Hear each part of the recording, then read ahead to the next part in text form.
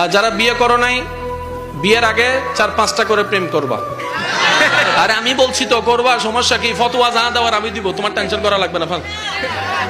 5টার নিচে একটা প্রেমও করবা না, ঠিক আছে? এবার বিয়ে করতে কি ফ্রেশ চাও না আনফ্রেশ? হ্যাঁ হ্যাঁ, আরো জোরে কর না, ফ্রেশ চাও তো? এবার ফ্রেশ দেওয়ার মালিক কে? আল্লাহ।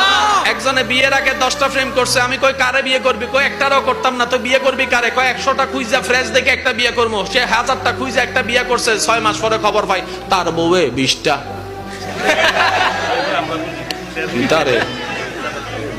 হ্যাঁ কিরে তুই 20টা? কয় আমনে মনে 10টা, এর লাগে আমি 20টা হইছি। আমি যে করছি তুই জানোস কেমনে? কয় আপনার আল্লাহ তো বলেছেন পবিত্রের জন্য রাখা হয়েছে পবিত্রকে, অপবিত্রের জন্য রাখা হয়েছে অপবিত্রকে। নিশ্চয় আপনি অপবিত্র, তাই পাইছো না অপবিত্র।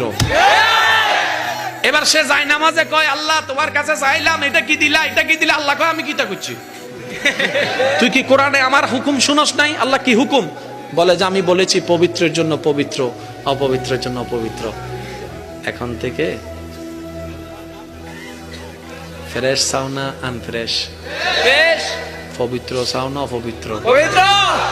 এখন থেকে মোবাইল বাইর করে যতবার সেটিং করবা, মনে মনে চিন্তা করবা আমারটাও কোনো না কোনো জায়গা